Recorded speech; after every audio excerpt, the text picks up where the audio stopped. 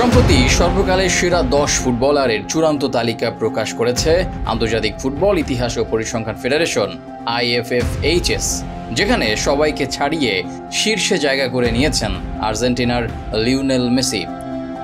আর সেরা তিনিও জায়গা পাননি মেসির দীর্ঘদিনের প্রতিদ্বন্দ্বী পর্তুগিজ সুপারস্টার ক্রিস্টিয়ানো রোনালদো। 2 নম্বরে আছেন 3টি বিশ্বকাপ জেতা ব্রাজিলিয়ান কিংবদন্তি পেলে, আর 3-এ জায়গা করে নিয়েছেন আরেক আর্জেন্টাইন কিংবদন্তি ডিয়েগো ম্যারাডোনা।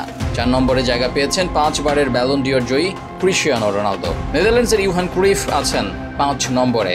6 ও 7 নম্বরে আছেন যথাক্রমে রোনালদো নাজারিও এবং জিনেদিন জিদান।